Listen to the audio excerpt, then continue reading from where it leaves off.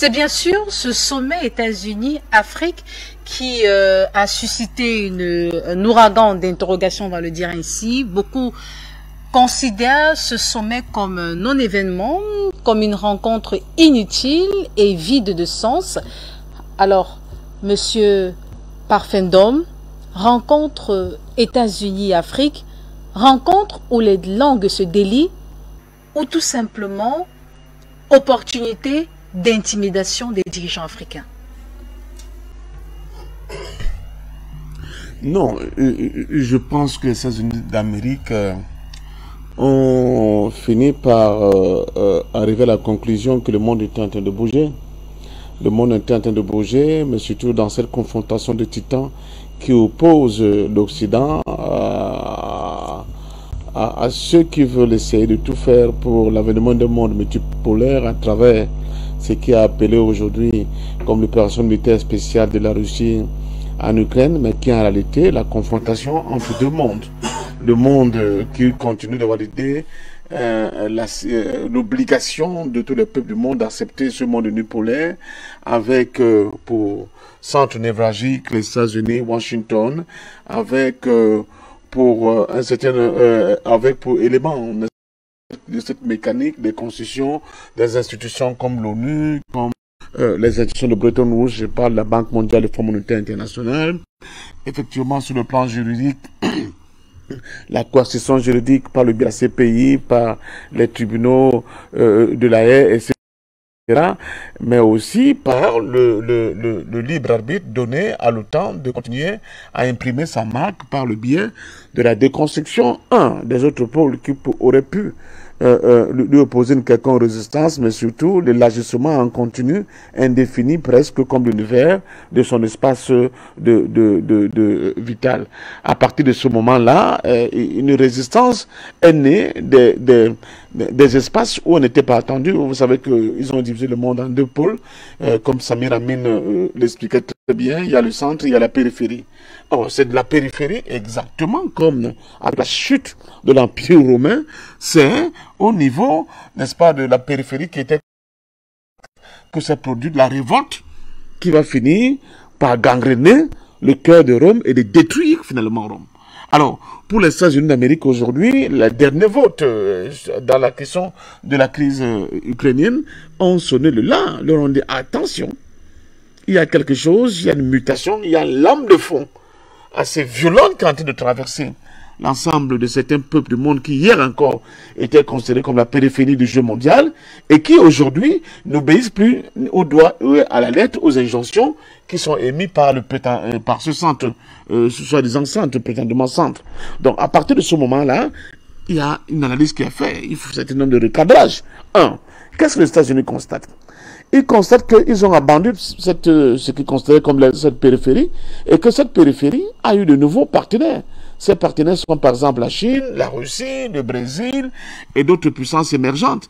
Or, en opposition au dogme de ce centre qui mettait en avant ce qu'ils appelaient le concept de validation, de gouvernance à travers les droits de l'homme et de la démocratie, les autres puissances émergentes, les autres grandes puissances émergentes qui sont en train de tailler des croupières aujourd'hui aux États-Unis, n'ont pas mis en avant ces préceptes qui sont à la réalité flous, qui ne veulent absolument rien dire, qui veulent tout simplement essayer de domestiquer les élites politiques et les pouvoirs politiques de ces espaces-là pour qu'on perpétue justement la domination de ce monde unipolaire. Donc la Chine investit dans les espaces, il ne demande pas, il ne met pas l'accent sur les questions prétendument de droits de l'homme, il ne met pas l'accent sur les questions prétendument de démocratie, parce qu'il sait que tout investissement, tout développement économique va d'abord profiter aux populations de ces espaces. Et à partir de ce moment-là, une population qui se développe, bien ses concitoyens, qui a des facilités sur le plan des infrastructures, qui peut avoir des hôpitaux de qualité, qui peut avoir des infrastructures routières, ferroviaires, portuaires de qualité, donc qui en réalité donnent des gages d'une vie meilleure à ces populations. Cette population-là, elle est plus en même à défendre ses intérêts, mais surtout à être capable de commencer à à traîner le pied par rapport aux injonctions qui sont données par ce centre-là. Et ça s'est vu avec, je voulais vous le dire, les dernières votes qui se sont passés au niveau de l'ONU. Comment pouvait-on imaginer qu'un pays comme le Gabon, qui obéissait au droit et à l'œil, n'est-ce pas, et qui votait de manière mécanique sur les, s'alignait, je l'ai dit, de manière mécanique sur les orientations qui étaient faites par Paris, puisse voter dans un sens qui est contraire, par exemple, aux intérêts de la France. C'était de jamais vu. Un pays comme le Togo, qui était considéré comme en réalité la pupille de la France-Afrique sur le plan financier, on l'appelait la Suisse de la France-Afrique. Ce pays-là donne des instructions de vote au niveau de l'ONU qui vont à contre-courant, n'est-ce pas, des orientations qui sont données par Paris. Ça, d'ailleurs, même les médias, même si en ont fait des moments de débat assez pointus, parce qu'ils ne comprenaient pas, en réalité, cette tendance, cette dynamique, que j'appelle cette tendance lourde qui se dégageait au niveau de notre continent. Donc, Biden appelle donc tout le monde. Je rappelle que à cette réunion-là, Biden n'est pas mis en avant les questions des pays qui ont des problèmes avec ce qu'ils appellent les droits de l'homme, ni avec la démocratie. Il appelle en Afrique. Venez pour qu'on discute. C'est vrai qu'il y a, là je vais revenir là vers la fin, le fait que M. Biden ne veut recevoir aucun chef d'État africain, et ça nous pose la question justement de comment l'Afrique doit se présenter à ces grandes messes. Est-ce qu'elle va continuer de se présenter à ces grandes messes de manière disparate, ou bien alors elle va aussi prendre la mesure des enjeux sur le plan géopolitique et diplomatique sur le plan mondial et dire, ok, avant de venir à une comme celle-là, nous faisons d'abord une mini-rencontre entre nous, nous décidons des actions, des pôles, des orientations dont nous estimons être importants pour le développement de notre continent, et on peut envoyer valablement M. Moussa Faki Mahamat, que je vois à l'écran là-bas, aller défendre des positions de l'Afrique vis-à-vis de ces États-là. Au lieu d'aller comme des petits gamins dans une cour de récréation à qui le maître, sur la fin de la récré, chacun vient, n'est-ce pas, pointer devant le grand professeur. Donc, je pense sincèrement qu'aujourd'hui, les États-Unis sont dans une tentative de recadrage de cet espace par le biais d'une nouvelle politique qui aura trois axes, à mon sens, de manière majoritaire. Un, essayer par l'activité médiatique de déconstruire une réalité qui est celle de la manière dont les Africains voient aujourd'hui l'apport des pays comme la Chine, comme la Russie sur le plan militaire, comme d'autres pays des BRICS, le Brésil, etc., au niveau de l'amélioration des conditions de la vie des Africains. Donc sur le plan médiatique, ils vont nous bassiner les oreilles à longueur de journée pour montrer que, attendez, ces pays-là sont des pays... D'abord, M. Macron a repris un narratif qu'on leur opposait et l'a retourné en disant la Russie vient en Afrique pour lancer un nouveau processus de colonisation. C'est quand même gros comme mensonge, mais vous savez, Goebbels est passé par là et ils ont bien fait cours au niveau de ce ministre nazi et il le retourne aujourd'hui. Donc, il y a sur la question médiatique. Je rappelle que la France, moi j'ai été contacté, je le dis ouvertement maintenant, à Afrique Média, on m'a dit parfait, il faut venir, parce qu'il y a 14 milliards qui ont été mis en place pour relustrer, n'est-ce pas, retoquer l'image de la France, n'est-ce pas, sur le continent africain. J'ai été contacté, ils le savent très bien, et j'ai opposé un refus catégorique.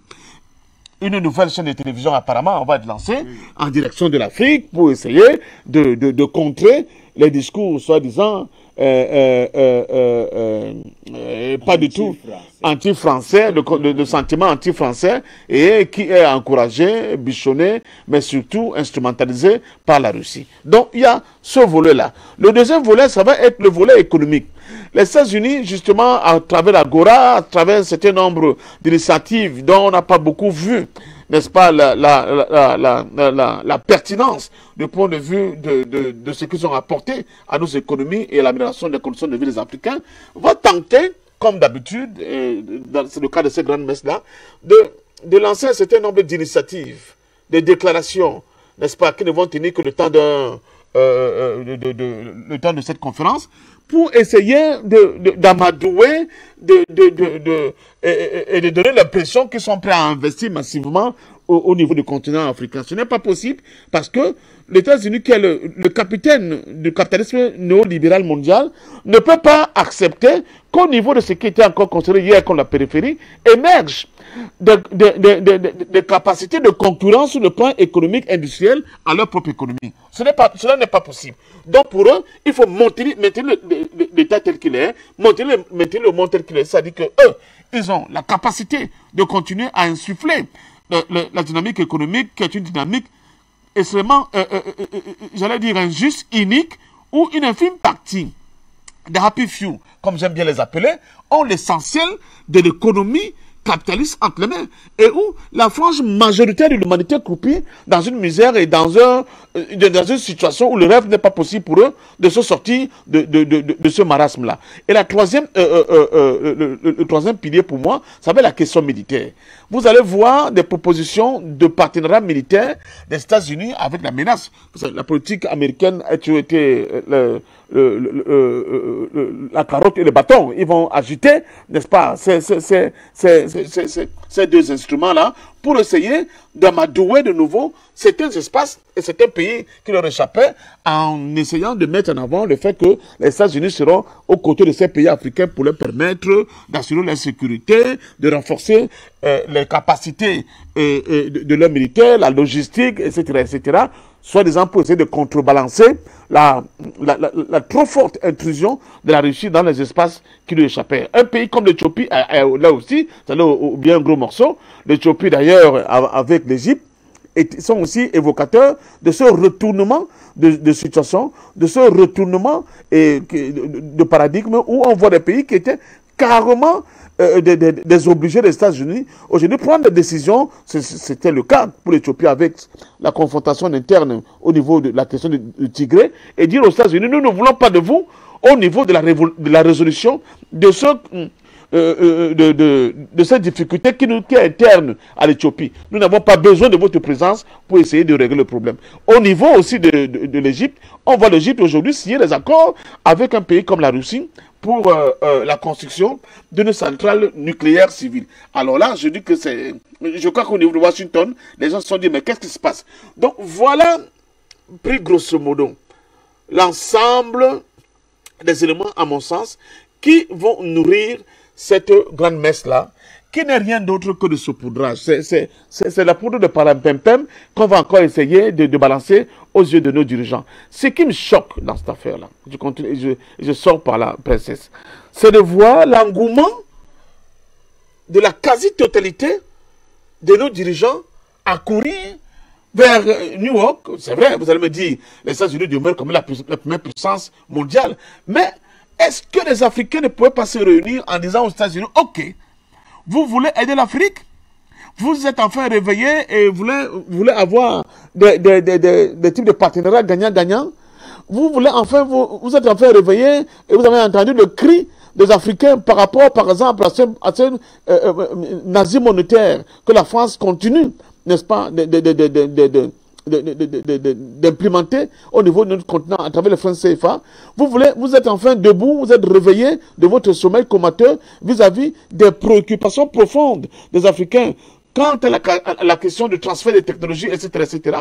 Je pense que c'est seulement dans ce sens que quelque chose aurait pu se produire, mais elle ne se produira pas. Je vous le dis déjà d'emblée. Il n'y aura rien qui va être de bon, qui va émerger de cette grande messe-là. Tout simplement parce qu'une fois de plus, comme de petits bantoustans, nous allons là-bas en rang dispersé. Mais surtout cette humiliation, grandeur nature, qui voudrait que M. Biden décide de ne recevoir aucun chef d'État. Le gros de la troupe sera envoyé chez M. Anthony Blinken pour des discussions qui n'auront aucune valeur. C'est une réponse à la perte d'autorité, à la perte d'influence des États-Unis, quasi j'allais dire, résolu au niveau de notre continent. Ils essaient de reprendre la main sur un espace qui est en train de leur échapper. Ils essaient de reprendre la main dans un espace, surtout qui nouent des partenariats avec ceux qui considèrent aujourd'hui comme de véritables démons, parce qu'ils sont en train de mettre en mal leur stratégie de domination à vitam aeternam sur l'ensemble du globe. Et surtout, ce réveil, n'est-ce pas, de la conscience de la jeunesse africaine, qui se rend bien compte que c'est un siècle d'esclavage, un siècle de colonisation, et depuis un siècle dans ce néocolonialisme rampant, c'est aussi la détermination des États-Unis de ne pas lâcher du lest, de ne pas permettre justement que de véritables souverainetés se dégagent au niveau de notre continent, parce qu'ils sont très bien conscients. C'est le Mouchkol qui le dit. Surtout, pas d'industrialisation pour notre continent. Si on ne peut donc pas s'industrialiser, si on ne peut donc pas jouir des richesses que la planète a doté notre espace, si on ne peut donc pas donner la possibilité pour nos peuples, eux aussi, de pouvoir avoir un standard de vie convenable. Et je crois que c'est un autre politicien américain qui avait dit, ah, l'Asie nous a surpris, l'Afrique ne nous surprendra pas. Alors, ne pensez non pas que de cette grande messe-là, quelque chose de concret, quelque chose de valable, qui va dans le sens de la compréhension, c'est-à-dire que des enjeux, mais surtout d'une nouvelle réorientation de la politique américaine vis-à-vis des États-Unis, de notre continent, puisse se faire. Une fois de plus, tout dépendra de la volonté des Africains eux-mêmes à prendre le destin en main et à transformer le destin. Tout ce qu'on vous donne là, de plus en plus, vous allez voir, quelques prix Nobel peut-être africains vont encore arriver.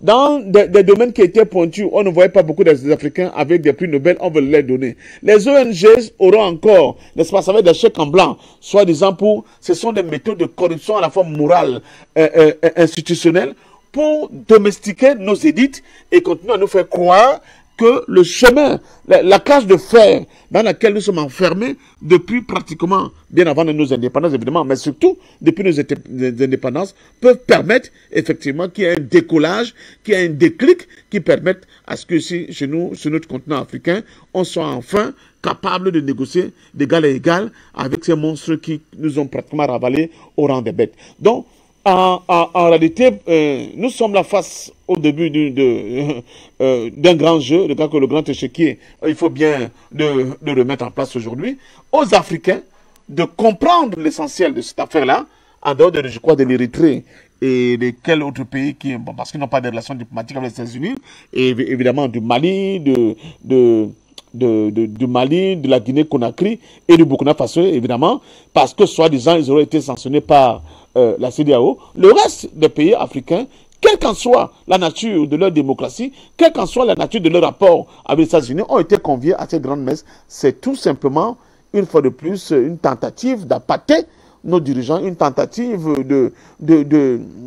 comme à leur habitude, de nous donner l'impression qu'ils ont la considération pour, n'est-ce pas, les différents sujets que nous allons mettre sur la table. Ce qui me choque une fois de plus, princesse, c'est qu'à cette rencontre-là, l'Afrique sera incapable de parler d'une seule et même voix. Et c'est là, vraiment, notre faiblesse première. Et c'est pour cela que je pense que la question de l'unité politique de notre continent se pose aujourd'hui avec beaucoup plus d'acuité qu'hier, parce que les enjeux sur le plan mondial sont devenus tellement colossaux, contradictoires et complexes qu'on ne peut plus se permettre, justement, ce spectacle-là. On ne peut plus se permettre cette attitude d'irresponsabilité vis-à-vis de nos propres populations, de notre propre continent, parce que, je vous le dis, les autres ont bien compris que si l'Afrique se lève enfin, ce géant endormi, que je dis souvent, qui est dans un sommeil comateux et qui est pété debout, mais qui continue de tituber, le jour où il apprendra à marcher correctement avec ses deux pieds, comme un homme libre, comme un homme souverain, je peux vous dire que c'est la face du monde qui va changer. Et c'est pour cela que je pense que nous assistons encore à ce que je peux appeler les derniers soubresauts de la phalène, avec ces prétendues grandes messes, rencontres États-Unis-Afrique, qui n'ont plus de sens aujourd'hui, parce que les États-Unis ne permettront jamais, jamais, et à grand jamais, que l'Afrique puisse se développer comme l'ont fait les dragons asiatiques, parce que ouvrir cette perspective pour notre continent, c'est rebattre des cartes et obliger au monde d'avoir un nouveau visage, et non le visage d'un centre qui continue d'irradier de son arrogance, de son injustice, mais surtout de sa violence, l'ensemble de la planète. Et ça, ce n'est plus possible aujourd'hui, et je pense que beaucoup l'ont compris. Alors, Madame Linda n'a pas vu la question également, je vous la renvoie. Sommet États-Unis-Afrique, les langues se délient ou alors occasion de repositionnement des États-Unis?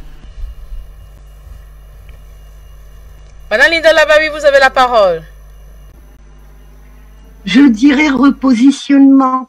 Je l'ai dit même il y a un bout de temps que j'en ai parlé de ça.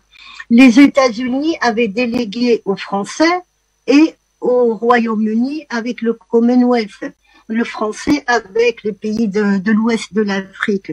Et je disais, attention, le jour où la France sortira, les États-Unis vont se faire voir. On va les voir. Ça n'a rien à voir avec la présence chinoise et ça n'a rien à voir avec la présence russe.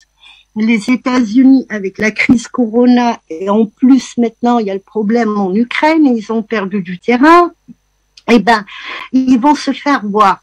La semaine dernière, il y avait le président russe qui était dans le Caucase, il y avait le président chinois qui était dans la péninsule arabique, et maintenant l'Américain veut se repositionner en Afrique. Il y a eu déjà 2 tentatives. Le Cameroun paye encore les frais de la première tentative avec Bill Clinton et avec ExxonMobil quand ils se sont installés au Tchad. Et à partir de là, il était question de mettre un pipeline, tout ça. Et les premiers hommes armés que vous avez eus au Cameroun, ils viennent de là. Parce que ExxonMobil avait armé des Africains pour sécuriser tout le terrain. Et une fois qu'ils avaient plus besoin d'eux, c'est des gens qu'ils avaient gardés quelques années. Et quand on n'avait plus besoin d'eux, donc on les a lâchés dans la nature avec leurs armes.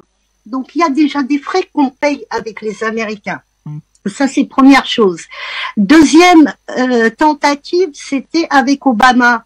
Obama, qu'est-ce qu'il a fait de la Libye? On paye encore les frais en Afrique parce que la Libye est dans un désastre pas possible et les armes qui arrivent aux soi-disant djihadistes, les frères terroristes, arrivent par là. Donc il y a déjà 2 frais. Troisième frais qu'on va payer, ça c'est sûr.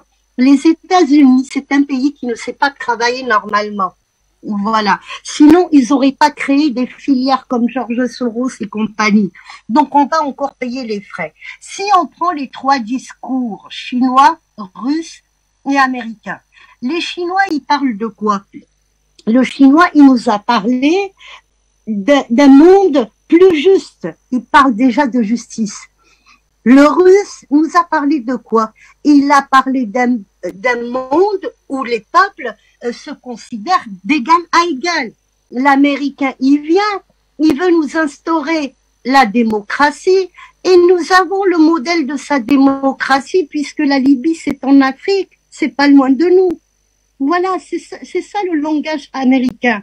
Eux-mêmes, ils n'ont pas de démocratie dans leur pays. S'ils m'écoutent, eh ben, ils prennent ce message bien comme il faut. La démo, quand Trump a commencé à tweeter contre ce qui se passait et et par rapport à l'élection qui était truquée, ils lui ont fermé sa bouche, Trump.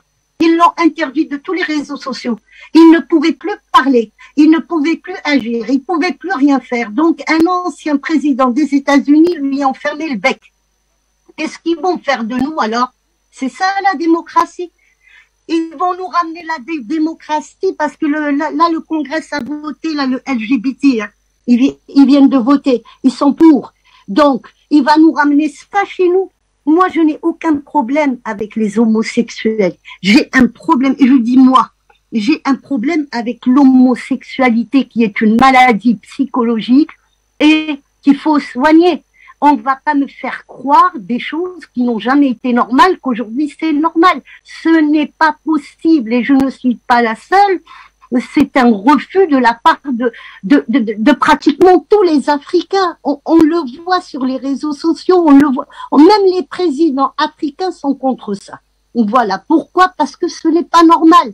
Donc l'Américain va arriver avec sa démocratie, il va arriver avec les droits de l'homme, qui concerne les LGBT, par exemple, mais il oublie que chez lui, il y a des couloirs de la mort. Il oublie que chez lui, quand on est sans domicile fixe, on termine sa vie sur un trottoir. Mais ça, ils l'oublient. Ils ne voient que ce qui se passe ailleurs. Le problème de l'Américain, c'est pas sa politique, c'est la politique de 2 poids et 2 mesures. Quand il s'agit de punir ou sanctionner certains pays, ils ont rien vu, ils ont rien entendu, parce que le fils Bibi, je le redis encore une fois, et là on commence à le remarquer, c'est le fils de la CIA. Ce n'est pas la France qui est derrière, il faut le comprendre, il a fait rentrer les Américains chez lui. Donc ça, il faut se le mettre dans la tête et vous allez le voir dans le futur. C'est lui qui va défendre le dossier américain. L'Américain nous propose une aide de 50 milliards de dollars. Le Chinois propose une aide de 40 milliards de dollars sans s'impliquer dans les histoires de droits de l'homme et pas de droits de l'homme, il veut investir. Mais l'argent chinois, c'est de la vraie monnaie. L'argent des Américains, c'est de la fausse monnaie. Ils impriment, et ça va mener le monde entier. On va aller droit vers le mur avec ça. Ils veulent s'en sortir. Les États-Unis, c'est un pays pauvre. Les États-Unis, on nous a fait croire que Bill Gates, avec sa société, gagnait plus d'argent que l'État russe, mais bizarrement, aujourd'hui que les Russes combattent 50 pays, à chaque fois qu'il y a une sanction, on essaye de lui tirer dessus, ben c'est eux qui reçoivent la balle.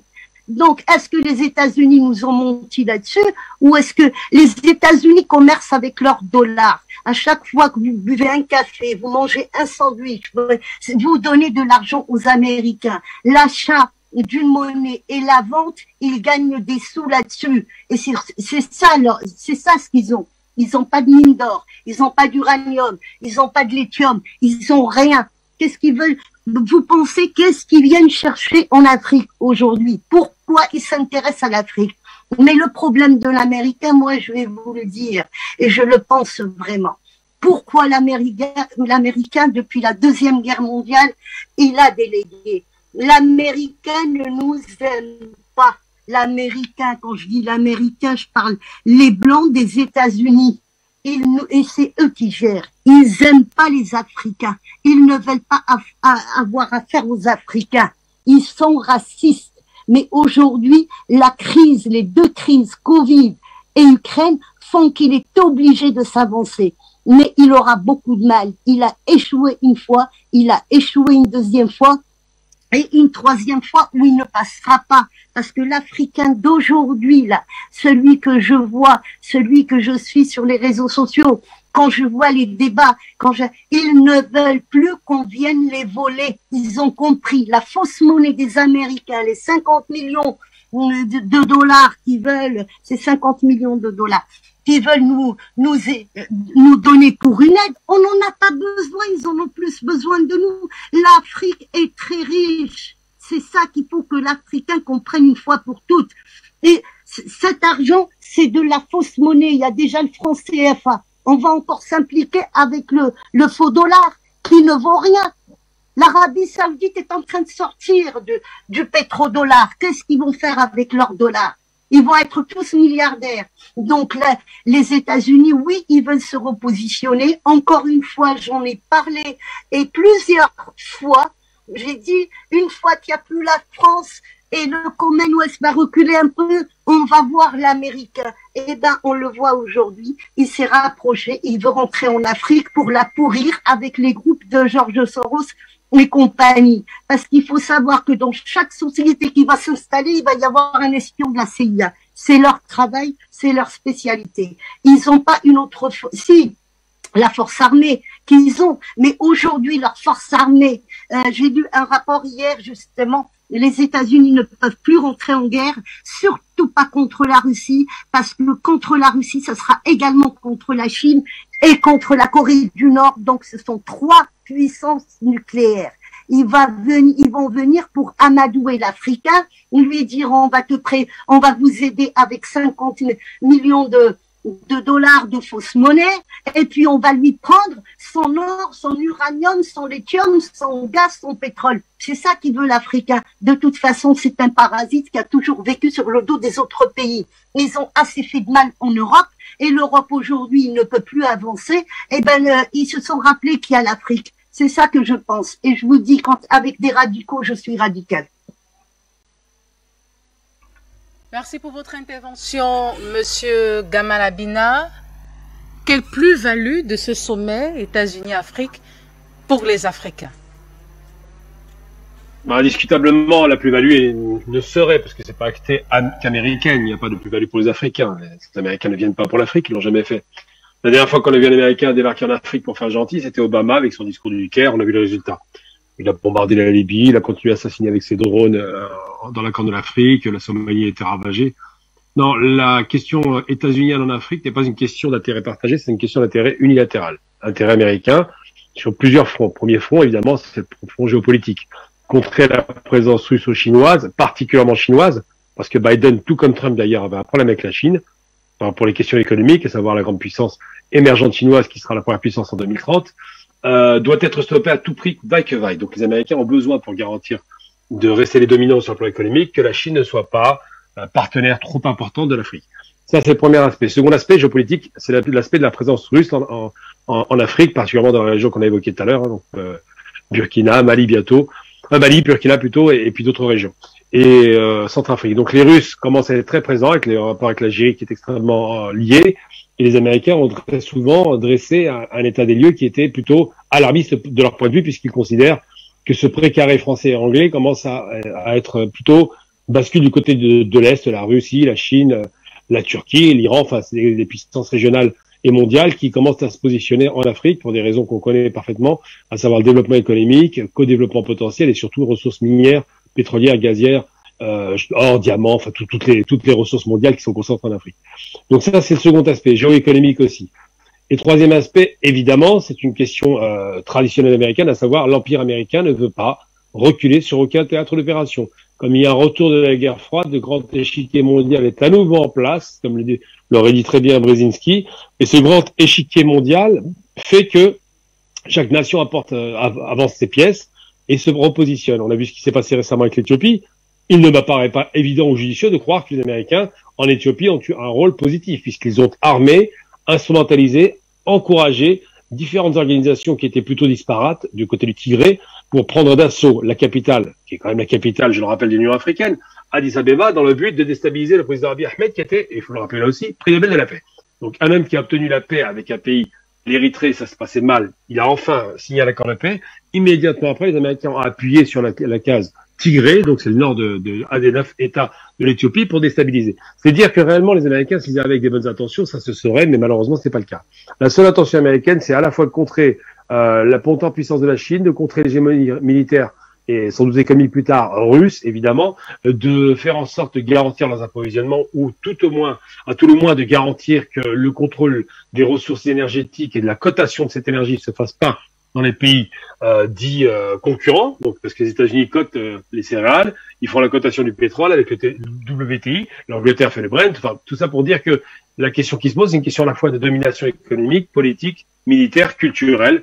Bref, les États-Unis font ce grand mess pour répondre, là encore, à d'autres messes qui ont un peu plus de promesses d'ailleurs, le sommet Turquie-Afrique, le sommet Russie-Afrique, le sommet sino-africain, le sommet qui est un sommet assez marginal, Afrique-France, comme disaient les Français, pour être plus malin, dans lequel d'ailleurs ils n'ont même pas convoqué le chef d'État africain, des sommets à n'en plus finir, mais des sommets qui n'accouchent en vérité que de très peu de signatures intéressantes pour l'Afrique. Donc je pense que les Africains iront évidemment, les chefs d'État iront, sauf ceux qui ont été mis au banc des nations, à savoir Mali, Centrafrique, je pense Burkina.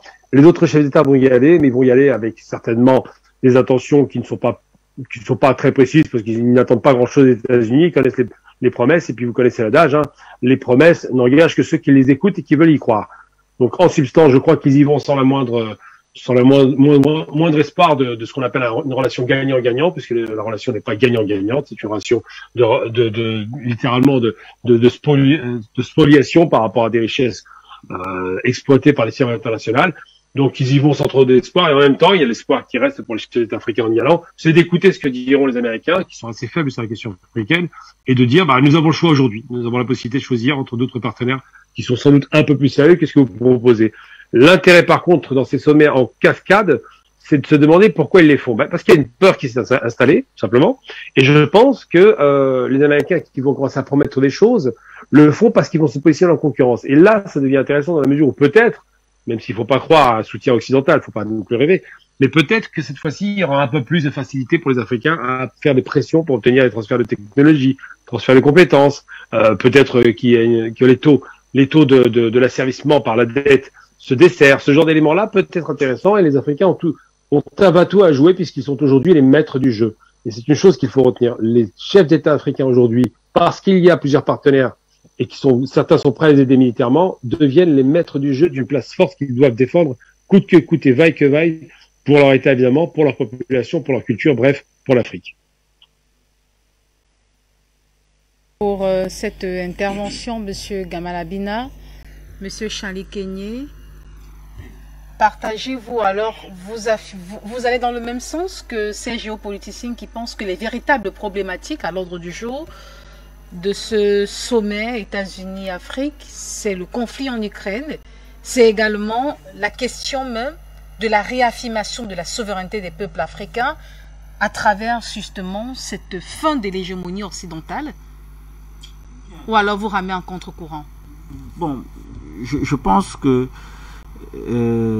mon analyse se rapproche beaucoup plus de celle qui a été développée par Linda Larbaoui et Gamel Abina, parce que quand vous observez la presse occidentale, parce qu'il faut rappeler également que cette presse n'a pas pour vocation à toujours dire la vérité. Mais quand vous parcourez la presse occidentale, vous comprenez très bien qu'il y a un mot qui ressort autour de ce sommet. Repositionnement des États-Unis face à la pénétration russe et chinoise sur le sol africain. D'ailleurs, je crois que tout récemment, il y a toute une loi au Congrès américain qui justement a été votée dans le cadre de la répression des activités de la Russie sur le sol africain. Donc, tout contourne autour de cet élément-là, c'est-à-dire le repositionnement des États-Unis face à la forte pénétration de la Russie et de la Chine sur le sol africain. D'ailleurs, à cet effet, vous avez le conseiller à la sécurité nationale des États-Unis, à la personne de Jake Sullivan, qui, dans un communiqué, nous faisait savoir de l'annonce d'une aide de pratiquement 55 milliards de francs CFA pour les 49 pays qui ont été choisis par les États-Unis pour assister à ce sommet-là. Mais ce qui dérange dans l'annonce qui a été faite par M. Jake Sullivan, conseiller national à la sécurité américaine, c'est que nulle part on nous informe, on nous renseigne de la provenance de ces fonds ou même encore comment ces fonds seront répartis. Ça veut dire que nous sommes un peu comme dans un effet d'annonce, un peu comme ce qui s'est passé récemment avec le sommet de Montpellier en France, où on nous annonçait une enveloppe de combien de milliards, je crois que c'était 50 milliards pour justement la démocratie. Et sur le terrain, véritablement, on ne sait pas comment cela s'est fait, ou comment cela s'est géré. Donc nous sommes dans une forme d'effet d'annonce. Et ce qu'il y a de particulier dans les effets d'annonce, c'est que généralement, elles traduisent une dynamique de réaction, plutôt qu'une dynamique de construction. Parce que dans la dynamique de réaction, on n'agit pas de nature à résoudre un problème, mais on agit de façon à répondre à un problème qui s'est créé, parfois dont on est la cause.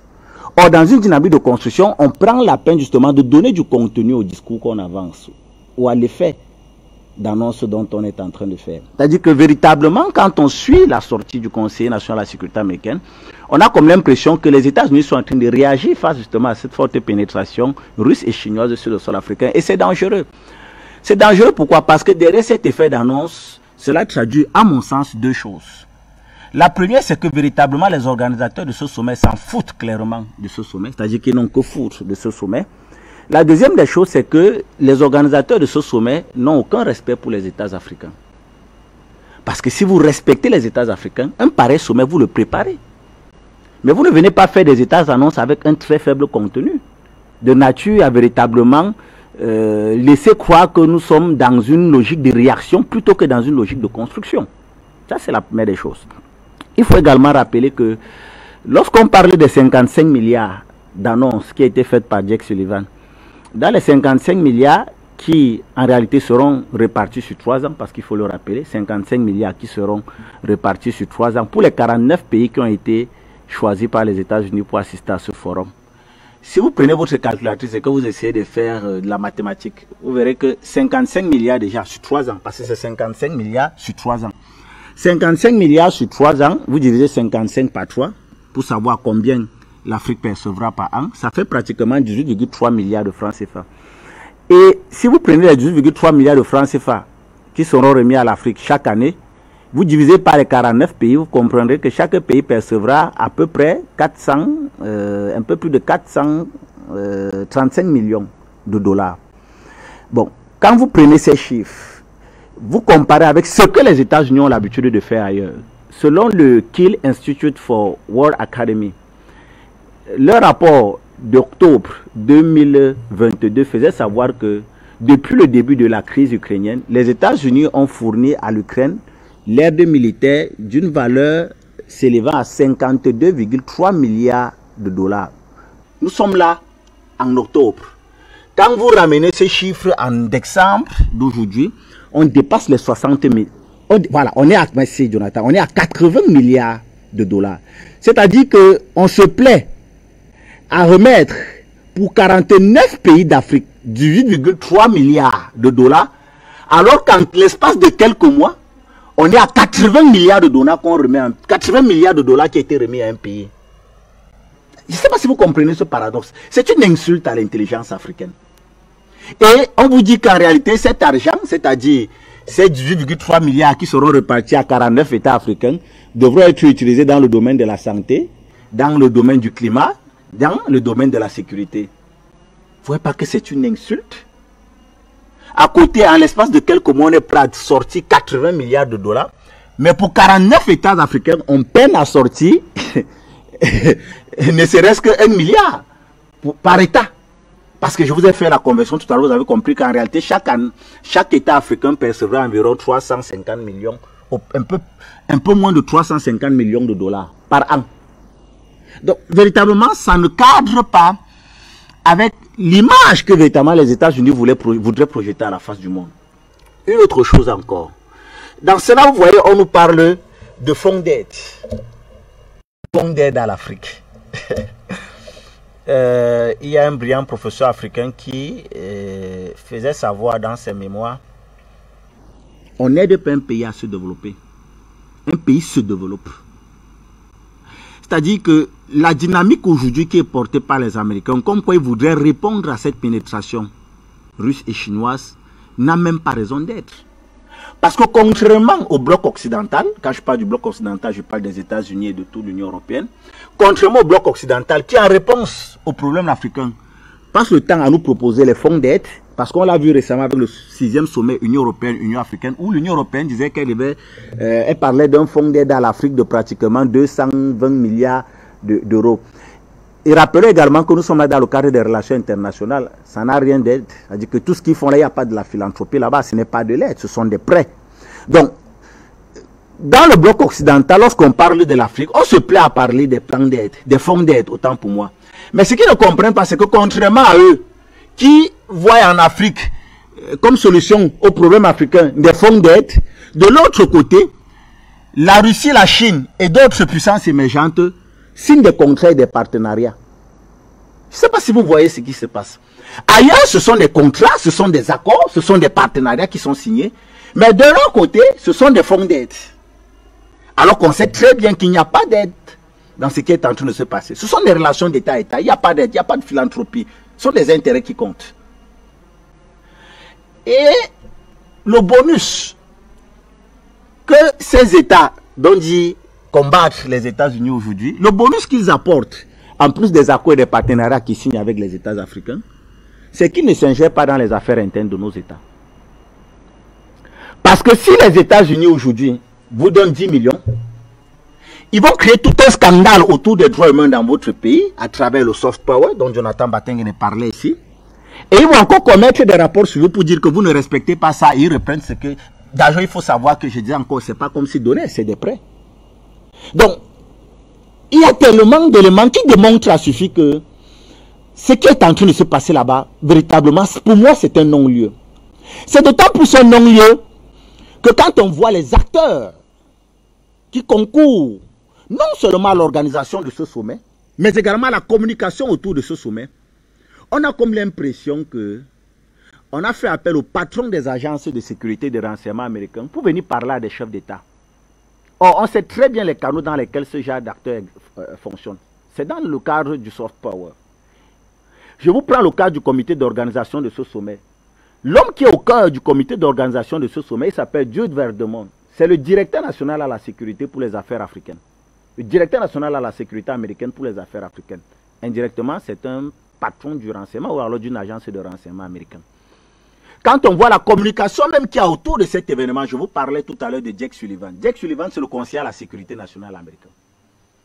Donc, en réalité, on amène des patrons d'agences de sécurité de renseignement en lieu et place des diplomates et des hommes d'affaires pour parler à des chefs d'État. Est-ce que véritablement on est dans la logique d'un partenariat gagnant-gagnant? Et ça rejoint les véritables intentions qui sont derrière ce sommet. Et je crois que je l'ai développé ici dans l'une de vos précédentes émissions.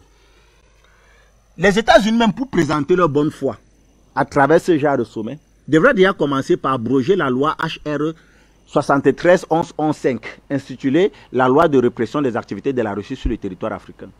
Parce que quand vous lisez profondément cette loi, vous comprenez très bien que le modèle par lequel les États-Unis comptent se repositionner en Afrique ne cadre en rien avec une relation de partenariat gagnant-gagnant, de signature de contrats et d'accords gagnant-gagnant. Non. On est là typiquement dans le soft power. C'est d'où mon interrogation par rapport à ces acteurs qui sont au cœur de l'événement, tant sur le plan organisationnel que dans le domaine de la communication. Vous verrez que ce sont les patrons du renseignement. Parce que dans cette loi qui a été votée au Congrès américain, qui justement engage les États africains, on vous dit clairement à l'intérieur que les États-Unis doivent financer les partis politiques dans les États africains. Financer les organes, les médias de communication, les médias de masse. De nature à porter le discours occidental jusqu'à dans nos chaumières. Ce sont des stratégies qui sont propres au soft power. Et quand on parle de soft power à l'échelle internationale ou alors dans ce genre de domaine, directement fait appel à la CIA. C'est pourquoi justement à ce sommet, on a tout fait pour nous ramener des patrons du renseignement, des patrons d'agences de sécurité, plutôt que des diplomates et des hommes d'affaires pour échanger avec nos chefs d'État. Et ça pose problème. Donc aujourd'hui, et je sors par là, les Africains ont compris, ils ont pris conscience.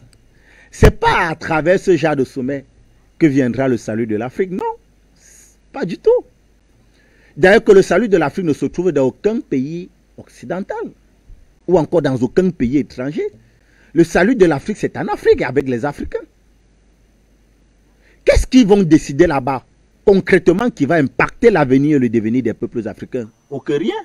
Au contraire, on sait très bien que dans cette guerre de positionnement, il y a également une volonté cachée de contrôler les ressources naturelles des États africains.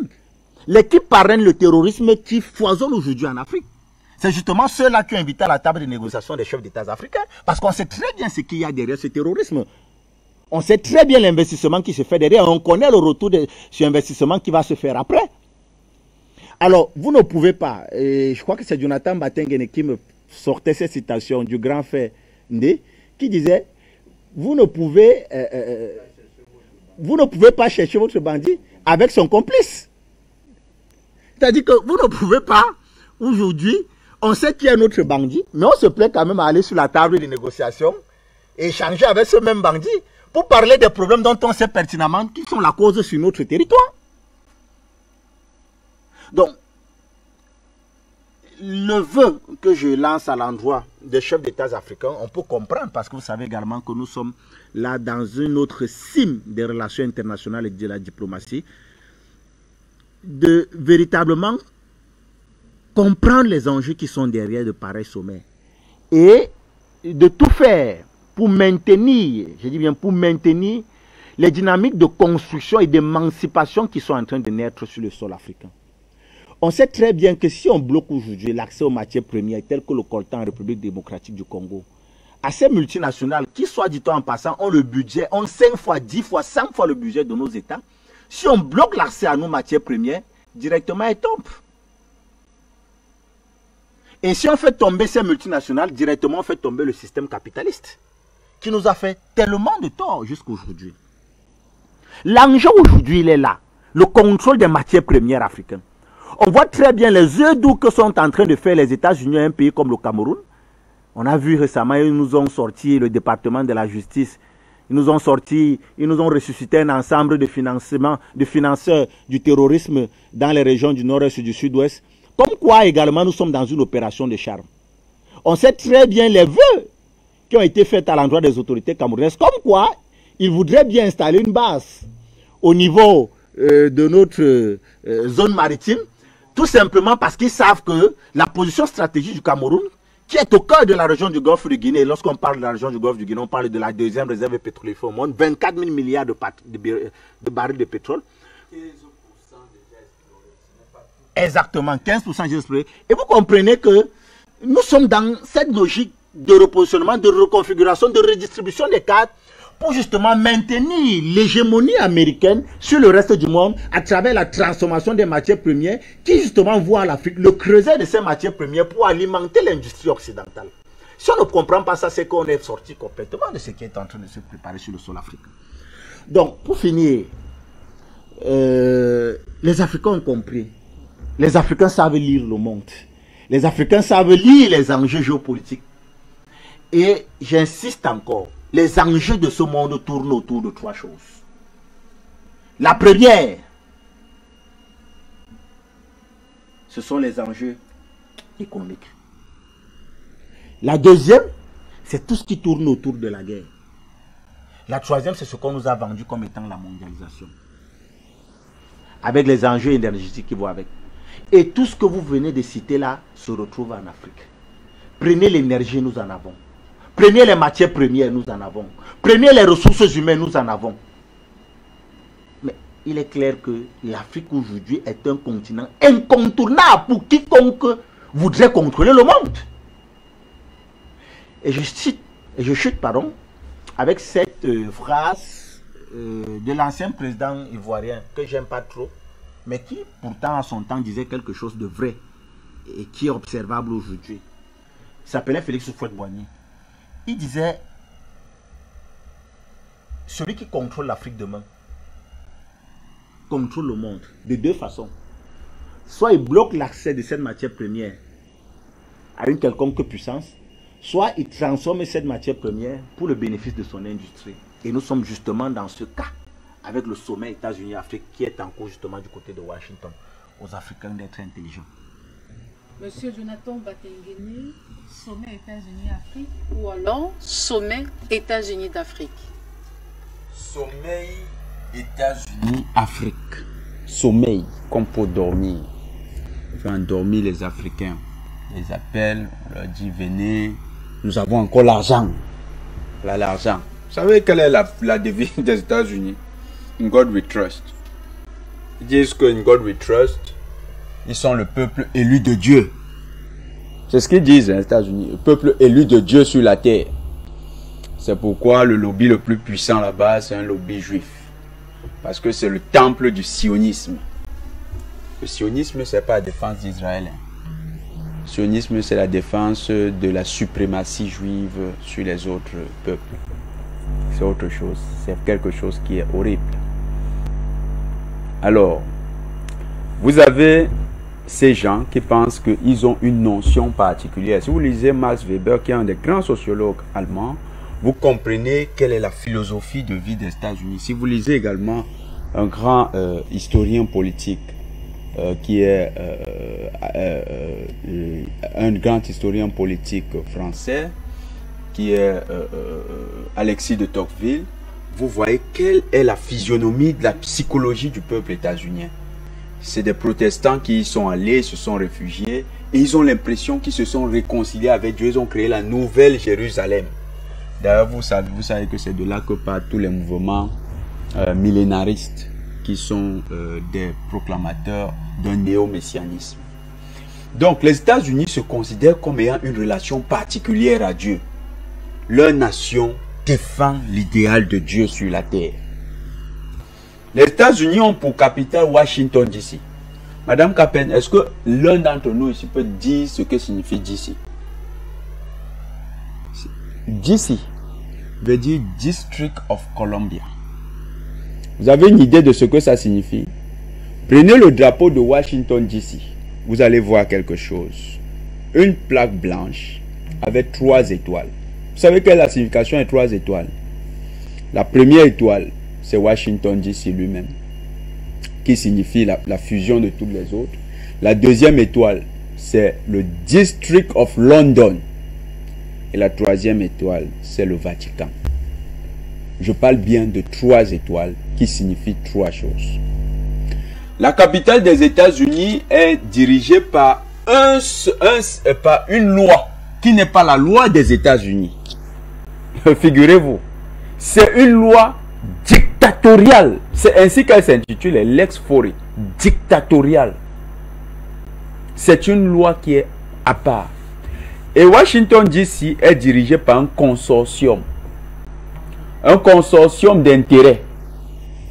C'est les intérêts qui sont donc défendus par les sionistes et par un ensemble d'acteurs dont le Vatican, le Vatican cette fois-là n'est pas pris comme un État. Et le District of London, n'allez pas croire que c'est la capitale, c'est la ville de Londres. C'est encore un autre État au sein de l'Angleterre, qui est également tenu par les capitalistes, les Rothschild notamment, et qui détiennent la bourse de Londres. En fait, mon frère Charlie a parlé de la CIA. Oui, la CIA, mais la CIA est missionnée. La CIA est missionnée par les grands capitalistes qui tiennent Washington DC. Et Washington DC, Madame Capen, pour tous les téléspectateurs, il faut qu'ils le sachent. Ce n'est pas un État.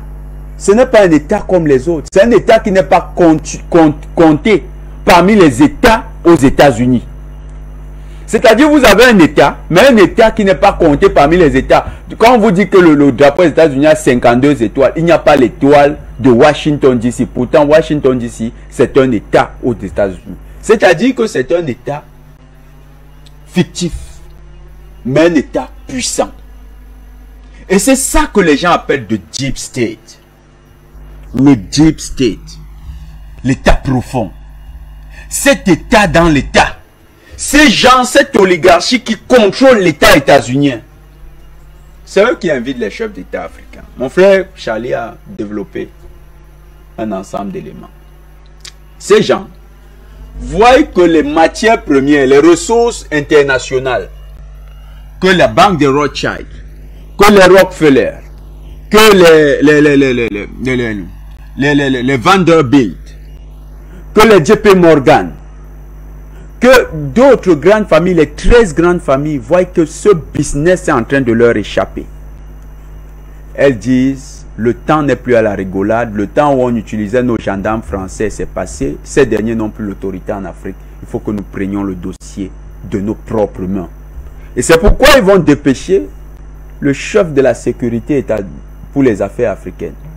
On dit, monsieur, vous êtes le nouveau chien de garde pour ces affaires-là. Réunissez-nous ces gens, on va leur parler nous-mêmes. Les États-Unis le font parce que l'Afrique a toujours été la béquille, ou du moins considérée comme la béquille et le point de renaissance de l'Occident. L'Occident était décadent à la fin de la révolution industrielle. Ou du moins pendant la révolution industrielle, à la fin de l'esclavage, l'Occident était presque décadent. L'Occident aurait pu se faire supplanter par l'Est, parce que la Russie avait compris le vent de l'industrialisation. La Russie avait pris ce courant-là. La Chine était en train de se libérer. Qu'est-ce que l'Occident a fait? L'Occident a plongé sur les ressources africaines, les a caporalisées, a utilisé ces ressources pour se conforter, pour se construire, pour se consolider. L'Occident, après sa guerre, quand l'Occident s'est senti menacé, quand je dis l'Occident, voyez-y la domination de l'hégémonie anglo-saxonne à travers l'idéologie néolibérale. En quelques secondes, s'il vous plaît, en quelques secondes. Vous savez, tout à l'heure, dans la chute de mes propos, j'ai cité le président Félix Houphouët-Boigny en disant que j'aime pas trop. J'ai comme l'impression que beaucoup n'ont pas bien saisi mes propos, parce que d'un autre côté, j'ai reçu des informations qui me parviennent à l'instant, comme quoi il est trop facile de parler de Félix Houphouët-Boigny et d'oublier le président de mon pays, le président Paul Biya. Je rappelle à ces personnes que j'ai du respect pour Félix Houphouët-Boigny de par son âge, parce que nous sommes africains. on respectait les aînés chez nous. Mais j'aimerais également dire à ces personnes-là que lorsque je dis j'aime pas trop le personnage ou l'homme, c'est parce que, pour ceux qui ne savent pas, Félix Houphouët-Boigny était l'un des puissants agents et indiques de la CIA en Afrique de l'Ouest. Bon. Il a participé à la déstabilisation de bien des pays, à l'assassinat de bien des pays et de bien de nationalistes dans la sous-région Afrique de l'Ouest. Pour revenir au président Paul Biya, il faut que les gens comprennent.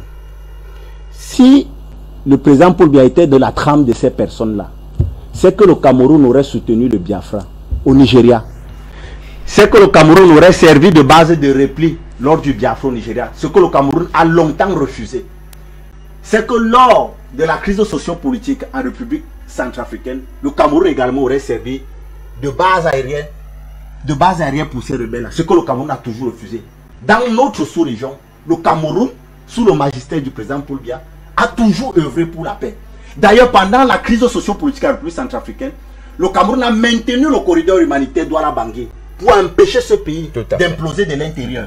Le Cameroun était toujours aux côtés de Nigeria. Je ne parle même pas des autres éléments avec des pays comme la Guinée équatoriale, avec le Gabon, des nombreux coups d'État que le renseignement camerounais a voté, et c'est sous le magistère du président Paul Biya.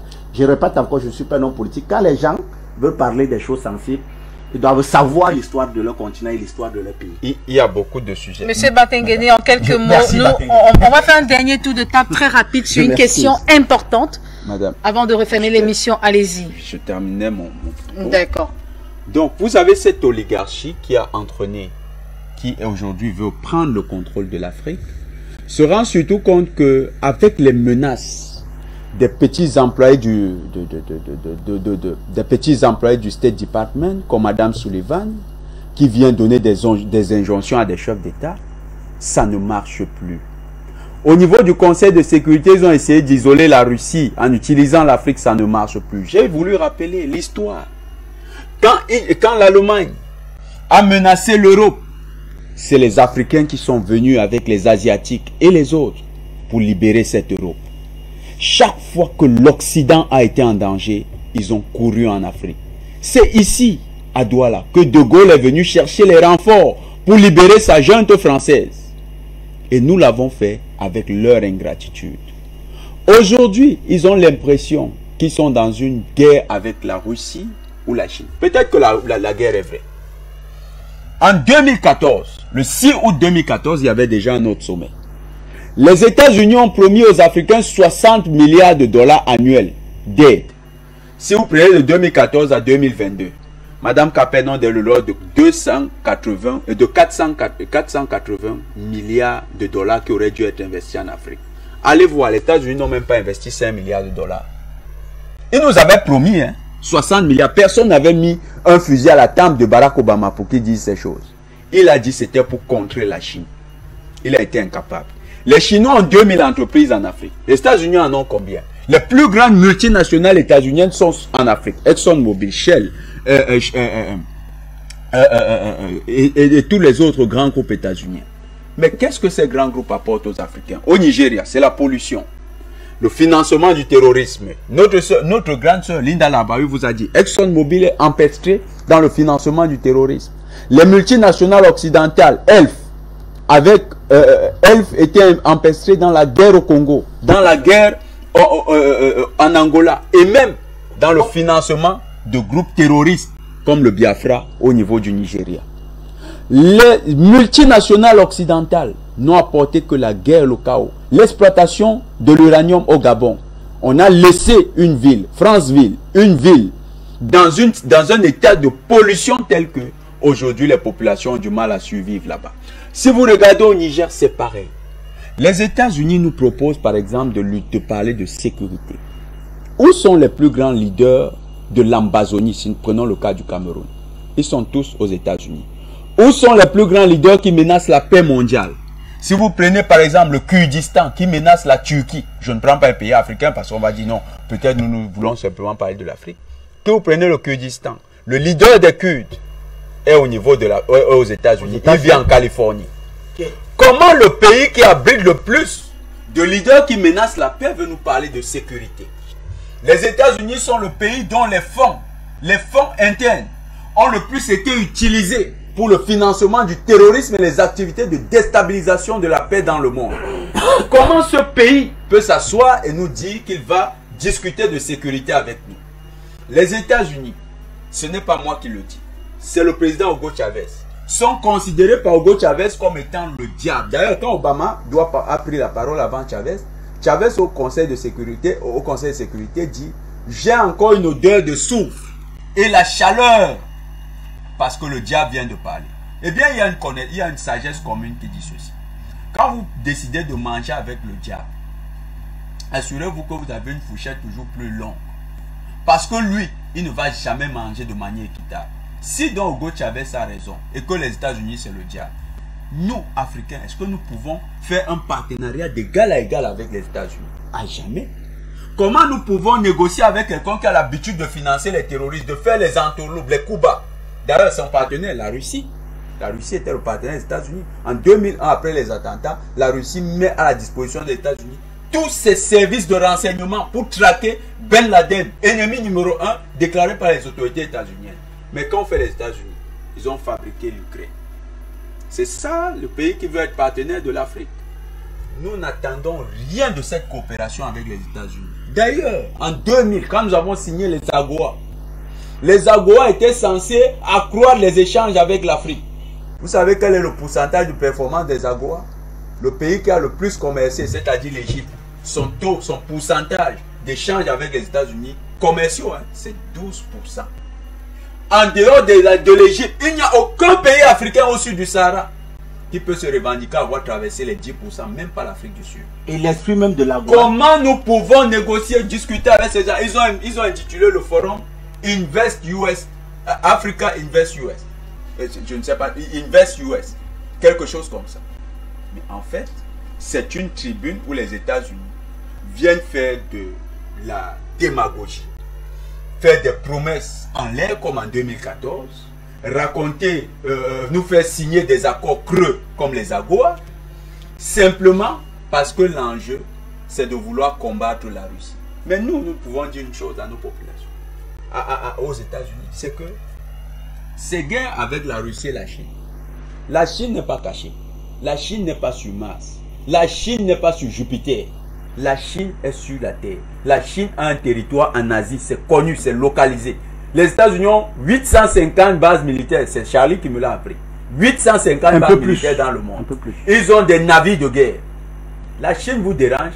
Vous avez l'habitude de bombarder. Vous avez bombardé Kadhafi. Vous avez bombardé Saddam Hussein. Vous avez dit c'est l'axe du mal. Allez le bombarder. Pourquoi vous nous appelez, nous, Africains, pour faire votre palabre? On n'est pas mêlé à vos affaires. Quand nous faisons la concurrence avec d'autres pays, est-ce que les États-Unis nous aident? Ils ne nous aident pas. Nous n'avons même pas le devoir de les aider. C'est De Gaulle qui disait, entre-temps, il n'y a pas d'amitié, il n'y a que des intérêts. Donc nous aussi, on est désormais pourvu de défendre simplement nos intérêts. Tant que les Chinois nous aident, on va coopérer avec eux. Deuxième, les Russes. Les Russes ne sont pas cachés. D'ailleurs, les Russes bombardent leurs amis ukrainiens, leurs petits protégés. Mais qu'ils prennent leur courage à deux mains, qu'ils engagent une guerre féroce contre la Russie comme ils ont combattu avec Hitler. Qu'ils aillent là-bas s'ils se sentent garçons. Mais s'ils ont peur de la Russie, s'ils ont peur de la Chine, qu'ils ne nous prennent pas comme paravent pour leur guerre. L'Afrique n'est pas le bouclier des États-Unis dans sa guerre géopolitique internationale. L'Afrique est un continent indépendant. Et aujourd'hui, la jeunesse africaine est fière et jalouse de son indépendance. Nous ne voulons pas être mêlés aux batailles entre les États-Unis, la Russie et la Chine.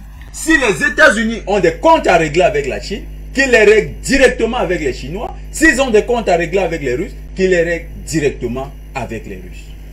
Alors, on va faire un dernier tour de table très rapide de 45 secondes chacun, juste par rapport à une problématique qui interpelle plusieurs. Je vais commencer par vous en 45 secondes. Sommet États-Unis-Afrique ou alors sommet OTAN-Afrique? En quelques mots, s'il vous plaît. C'est le sommeil de l'OTAN pour l'Afrique. Ils veulent nous contaminer en sommeil, ils veulent qu'on s'endorme, qu'on rentre dans leur jeu. Leur argent, on n'en veut plus. D'ailleurs, que ce n'est pas de l'argent gratuit, c'est des dettes.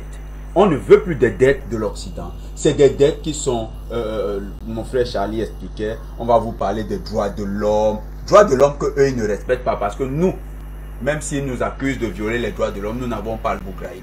Même s'ils nous accusent de ne pas faire la démocratie en Afrique, nous n'avons pas Joe Biden comme président. Un président qui oublie qu'il a rendez-vous avec vous, il vous traverse, il s'en va. Il ne rencontre pas les chefs d'État pas parce qu'il les méprise. Moi, je le dis et je sais, je vois l'homme à la télé. Il ne méprise aucun chef d'État. Mais les États-Unis ont honte de voir que leur chef d'État sera incapable de tenir la dragée haute devant des papas comme Paul Biya. Parce que quand un vieux comme Paul Biya va arriver devant lui, qui est son aîné de loin, parce que chez nous, les âges comme ceux de Paul Biya, c'est estimé, hein, on disait never.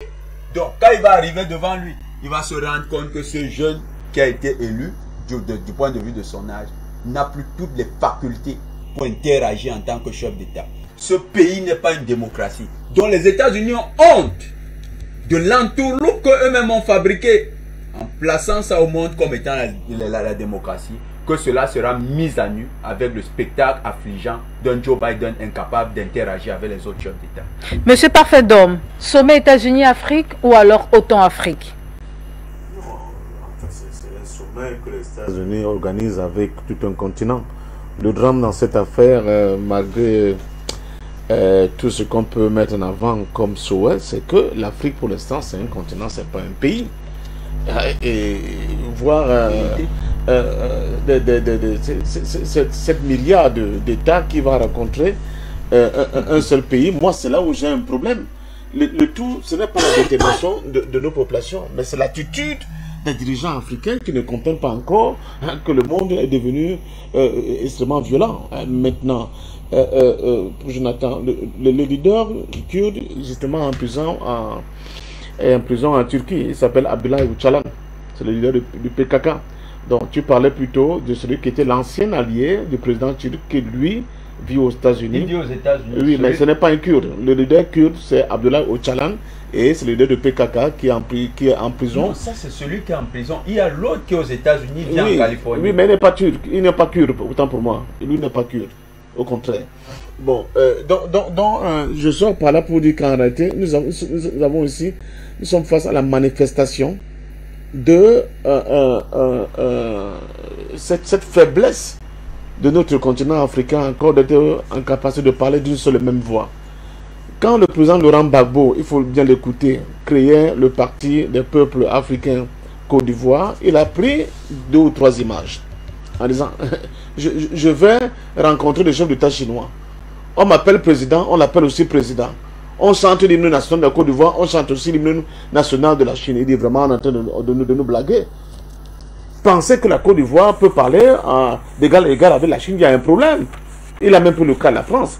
Donc le problème des Africains, c'est de penser que dans ce sommet-là, chacun de nous, individuellement pris en tant qu'État, va négocier la question de la souveraineté africaine et j'allais dire, de la protection des intérêts de l'Afrique. Ce n'est pas possible.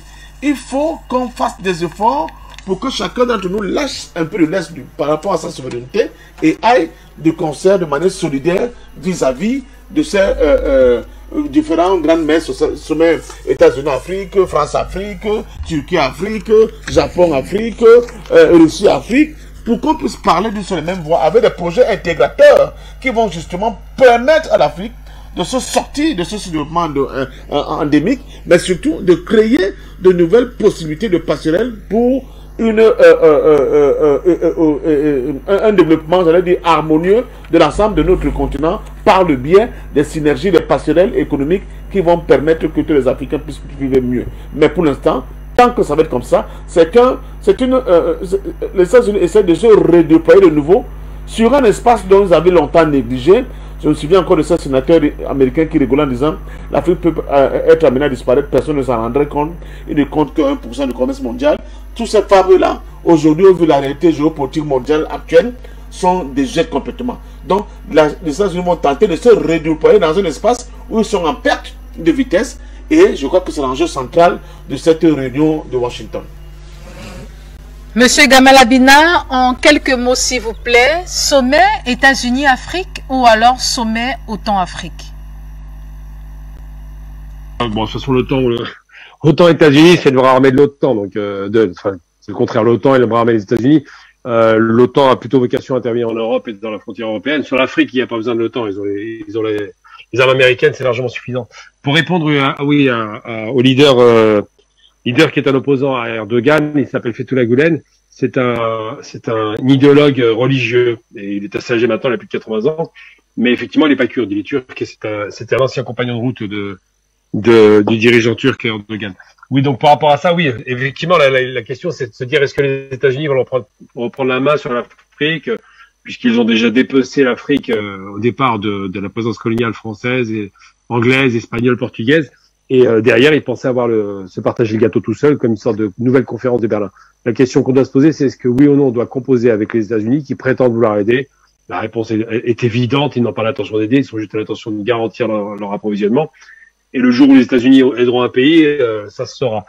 Et pour le coup, ça n'est pas vrai. Même le fameux plan Marshall en Europe après 45 n'a pas été fait par générosité, puisque c'était un prêt qui a coûté très cher aux Européens, après qu'ils se soient épuisés dans une guerre inutile.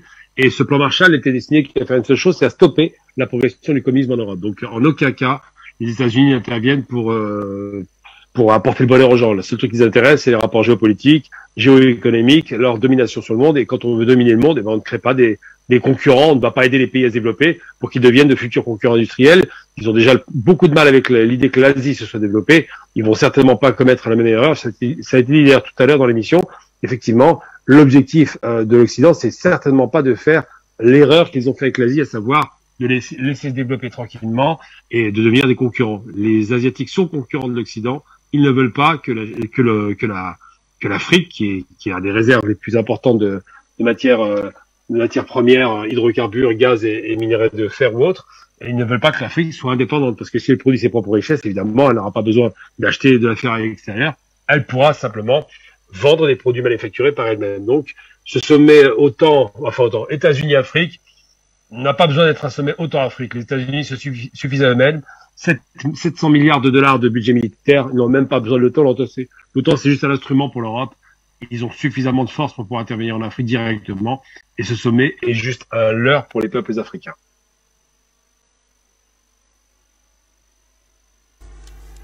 Sommet États-Unis-Afrique ou alors sommet OTAN-Afrique? Madame Lina Labawi, vous avez la parole. L'OTAN, non, parce que les États-Unis ont reculé, ils ont perdu la guerre avec toute leur équipe contre la Russie. Et la Russie a fait un choix pour libérer son pays. Poutine a fait un choix pour libérer son pays, c'était la guerre, mais vraiment armée avec des armes. Le chinois, c'est économique. Et puis l'OTAN a réellement reculé. On a parlé de manque de munitions, manque de pas mal de produits. Donc non, il n'y aura pas l'OTAN. Par contre, je vais attirer l'attention sur l'adhésion de l'Union africaine dans le groupe du G20. Et c'est là où vous allez comprendre les deux poids et deux mesures des États-Unis. La Chine veut l'intégration de toute l'Union africaine, et les États-Unis sont en train de négocier jusqu'au Sahara. Déjà là, ils font un trait sur l'Afrique, ils veulent diviser l'Afrique en deux. Donc, c'est un message pour tous les Africains. Il faut qu'on soit tous solidaires contre tous ceux qui veulent continuer à nous piller et ceux qui veulent venir nous piller. Les États-Unis, c'est un pays qui s'est construit sur le sang de plus de 120 millions d'Amérindiens. Ce n'est pas un pays ami, ce sera jamais un pays ami. L'Afrique a toujours été pacifiste et c'est ça son tort. Donc il faut pas oublier le passé houleux des États-Unis. Il ne faut jamais l'oublier parce qu'on risque de tomber encore une fois dans un piège. C'est ça que j'ai à dire à tous les Africains.